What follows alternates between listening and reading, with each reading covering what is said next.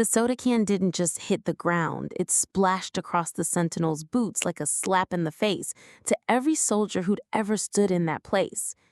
The crowd at Arlington froze, the silence broken only by the sharp intake of breath from dozens of strangers.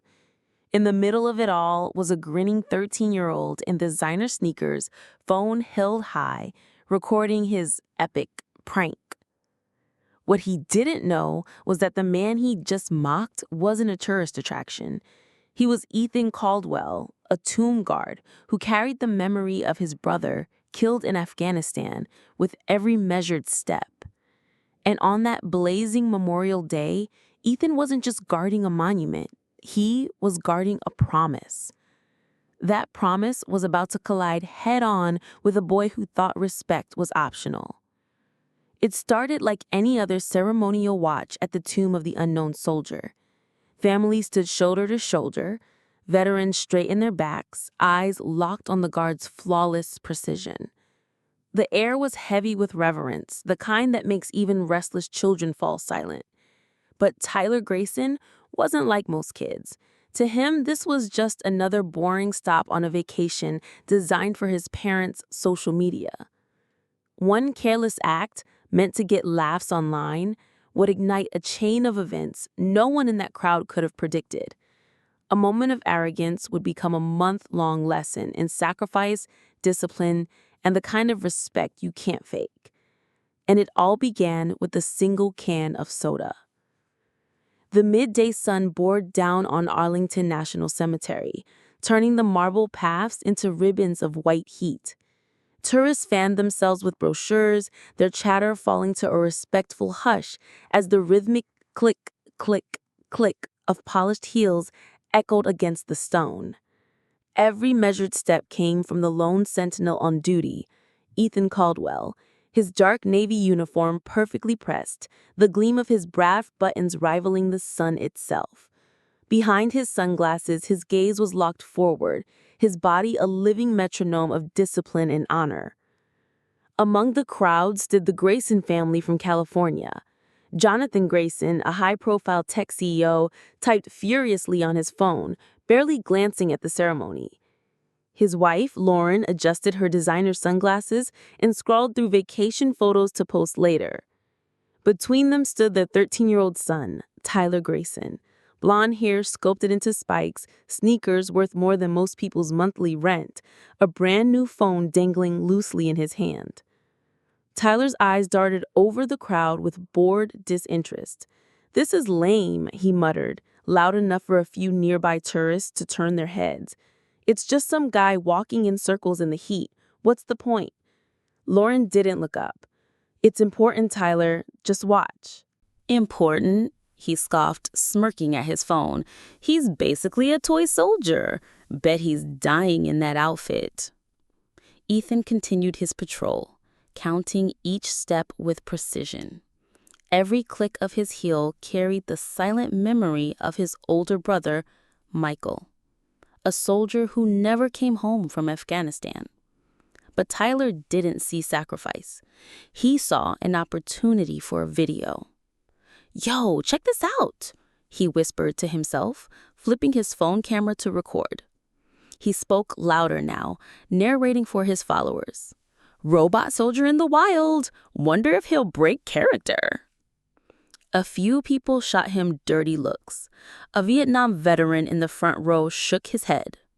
Still, Tyler grinned wider, emboldened by the attention. That's when his eyes landed on the half-empty soda can in his hand, condensation dripping onto the gravel. Mischief flickered across his face. He stepped closer to the rope barrier, ignoring the bright red "Do Not Cross" signs. With a casual flick of his wrist, the can arced through the air. It landed with a dull thud near Ethan's polished boots, splashing sticky liquid across the leather. The crowd gasped in unison. Ethan didn't break stride, but beneath the brim of his cap, his jaw tightened. This wasn't just a careless prank. It was a crack in the sacred silence, and it had a name. Tyler Grayson. The murmur in the crowd swelled, a wave of disapproval rolling toward the boy who just shattered the unspoken rules of this sacred ground. Tyler, however, thrived on it. The faint gasps and whispers only fueled his grin. He lifted his phone again. "Check out the mess I made," he said to no one in particular, but loud enough for strangers to hear. "But he's not even allowed to." On the far side of the rope, Ethan's shoulders squared. He'd been trained to ignore provocations, from unruly tourists to jeering protesters. But something in the boy's voice needled him in a way that bullets and battlefield taunts never had. This wasn't about him. It was about the brothers and sisters in arms he represents. Tyler leaned over the barrier, his smirk widening. "Hey, soldier boy, you gonna do—" Jonathan finally looked up from his phone. "Tyler, get back here." "Relax, Dad." Tyler waved him off, his voice dripping with mockery. "He works for us, remember? Tax dollars." The words hung like a bad smell.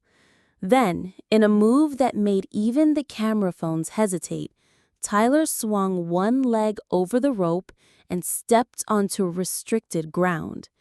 "This is gonna blow up online," he whispered to himself, holding his phone high for the perfect selfie. "Yo, me and the statue guy, 1,000,000 likes easy." For Ethan, that was the breaking point. The drumbeat of his training pounded in his head. Hold your post, don't engage. But another voice, older and quieter, broke through. Michael wouldn't have let this slide. In one swift, precise motion, Ethan closed the distance. His hands shot out, snatching the phone from Tyler's grip. Without a word, he let it fall to the pavement, the screen splintering with a sharp, almost ceremonial crack. The crowd fell silent. Tyler froze, staring at the wreckage in disbelief. For the first time, the smirk vanished from his face. Laura's tone sharpened. Age doesn't excuse behavior. Respect is learned, or not learned. She looked at Tyler, whose swagger had thinned into a pale, unsettled stare.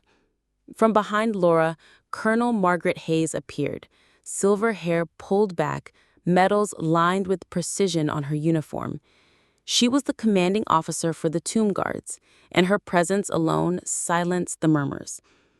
"Mr. Grayson," she said evenly, "the tomb of the unknown soldier represents every man and woman who gave their life for this country.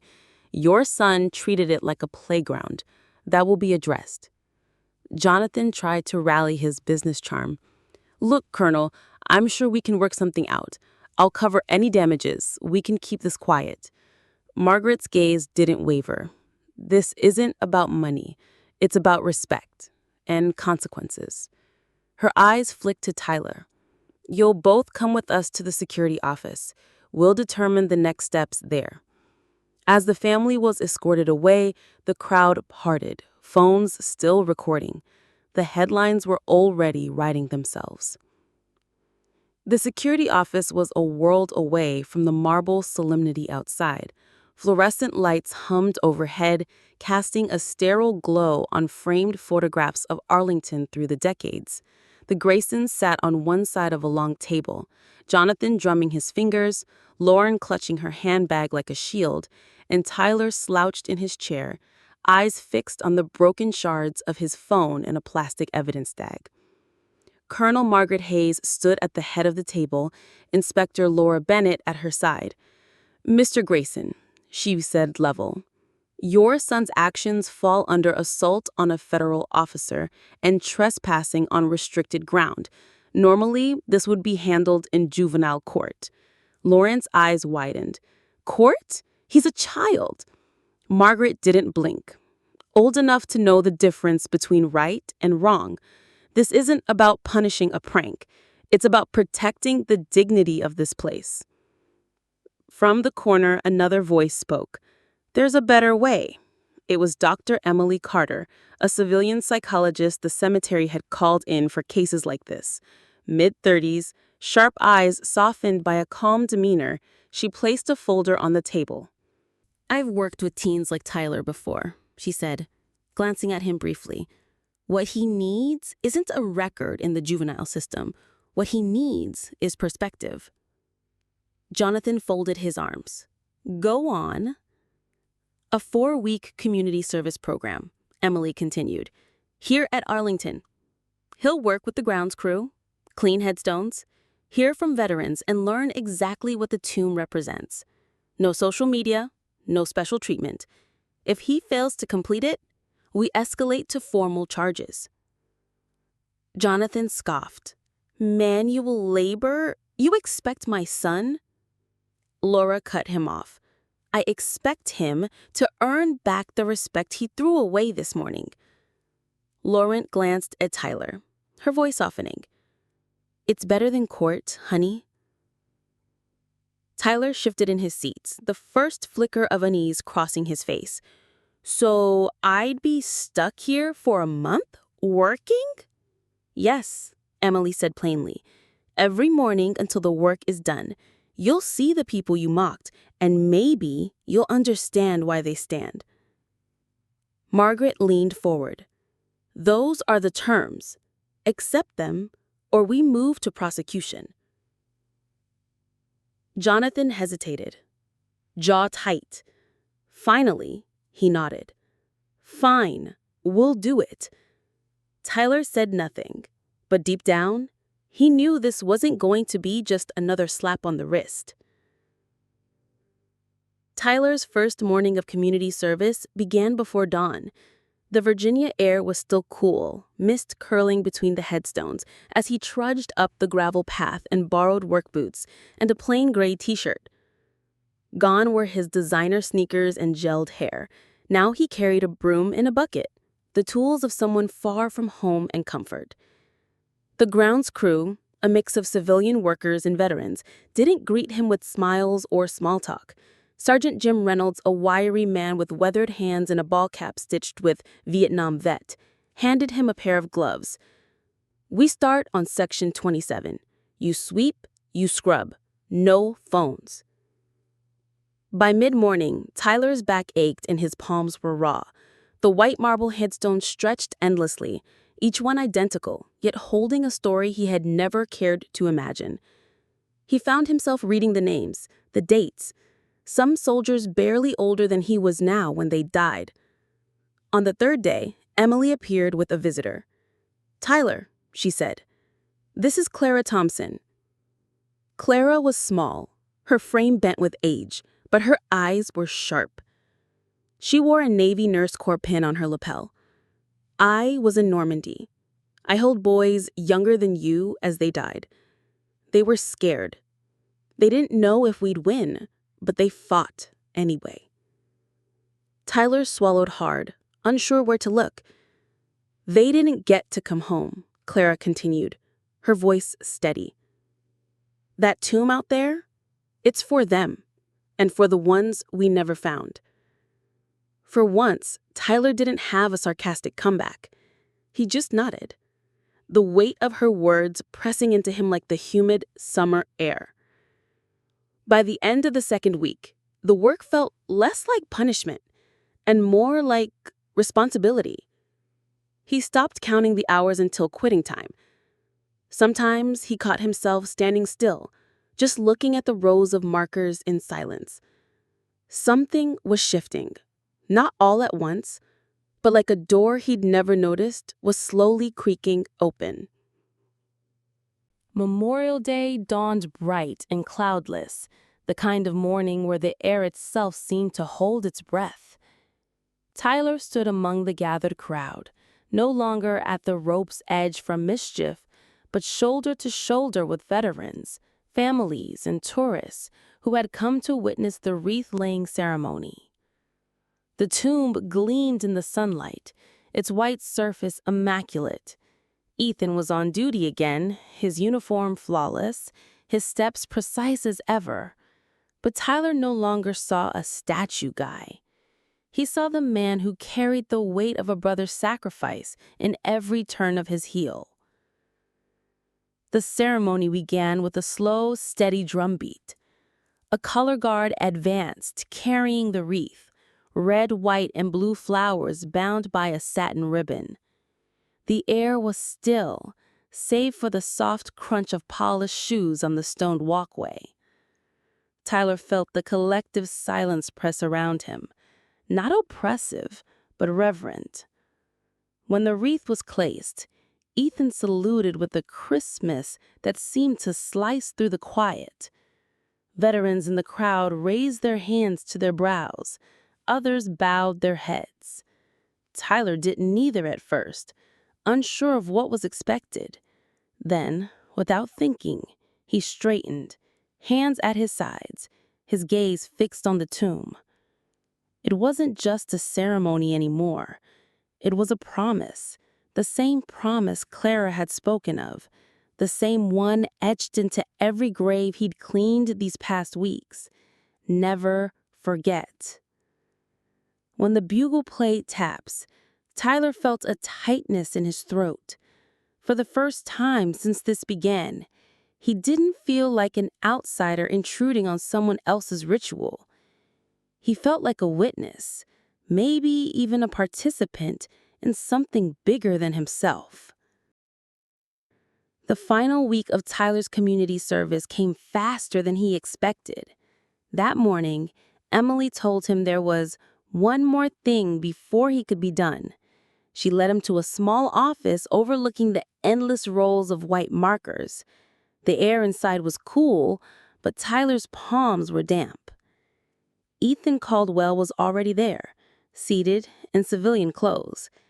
Even without the uniform, his posture was precise, his presence steady. Colonel Hayes stood in the corner, arms folded, and Emily took a seat beside Tyler. For a moment, no one spoke. Tyler stared at the table, tracing the grain of the wood with his eyes, until Ethan broke the silence. "Why'd you do it, kid?" "I thought it would be funny. Make me look cool online. I didn't think about you, or what this place means." He hesitated. "I've been talking to veterans these past weeks. My grandpa was a Marine. If he'd seen me that day, he would have been ashamed." Ethan's gaze didn't waver. "My brother, Michael, was a soldier too. He died in Afghanistan when I was your age. I guard the tomb for him and for all the ones who didn't come home. When you threw that soda, you weren't just disrespecting me. You were disrespecting them." Tyler felt the sting behind his eyes, but held it back. "I get that now. I can't undo it, but I want to make it right." Ethan leaned forward, his voice low but firm. "Admitting you were wrong takes guts, but if you really mean it, you don't stop here. You keep learning, you keep honoring the people who gave you the freedom to stand here." Tyler nodded. "I will. I promise." Ethan extended his hand across the table. Tyler reached out, gripping it firmly. The handshake was brief but solid, the kind that sealed something unspoken. When they stood, Colonel Hayes gave a single approving nod. "Looks like we've made some progress." Outside, the sun was warm on Tyler's face. The headstones stretched out before him, and for the first time, he didn't see them as a backdrop. He saw them as thousands of silent stories, stories he had a responsibility to respect. Tyler's story didn't fade when his month at Arlington ended. In fact, it became something else entirely. The headlines that once read, "Arlington Kid Disrespects Tomb," were replaced by "Teen Turns Lesson into Lifelong Promise." The transformation caught the attention of local news, then national outlets. But for Tyler, it wasn't about image anymore. A week after finishing his service, he launched a small blog, not for followers or likes, but as a place to share what he'd learned. He wrote about Clara's trembling hands as she spoke of Normandy, about the heat of Memorial Day and the perfect click of Ethan's heels, about the realization that the white headstones weren't just markers, but names, sacrifices, and unfinished lives. His posts were raw, sometimes clumsy but honest. Veterans began leaving comments, some sharing their own stories, others thanking him for speaking to a younger audience. Parents emailed to say they'd shown the blog to their kids. At home, the Grayson household shifted too. Jonathan and Lauren, shaken by the public backlash and the private wake-up call, enrolled in parenting workshops. Family dinners became less about screens and more about conversation. And though Tyler still had his teenage moments, the arrogance that once defined him had dulled into something more grounded. As for Ethan, he continued his silent watch at the tomb, boots polished, every step as precise as ever. Once in a while, during the changing of the guard, he'd spot a familiar face in the crowd, a tall, blonde-haired boy standing straight, hands at his sides, eyes fixed on the monument. Tyler didn't wave or call attention to himself. He just stood there, as if to say, "I remember." The cracked phone from that day was never replaced. It sat on Tyler's desk, a jagged reminder of the moment everything shifted. Because some lessons aren't about avoiding trouble, they're about understanding why certain things must never be taken lightly. And in the quiet hum of Arlington's stillness, Tyler had learned that some places and the sacrifices they represent are sacred beyond measure. In the years to come, Tyler wouldn't remember every blister he earned sweeping Arlington's walkways, or every headstone he scrubbed until the marble shone. What stayed with him were the faces and voices. Clara's steady eyes as she spoke of boys who never saw another sunrise. The silent nod of a veteran who didn't need to say thank you for it to be understood. The unshakable way Ethan stood watch, even when the world around him moved on. That summer had been meant for Paris, for selfies, for another highlight reel on social media. Instead, it became the season he learned that some places aren't just stops on a tourist map. They're promises carved in stone, held together by the weight of sacrifice. He kept the broken phone in a drawer. It was no longer a symbol of embarrassment, but a reminder that sometimes the most valuable thing you can lose is the thing that was keeping you blind.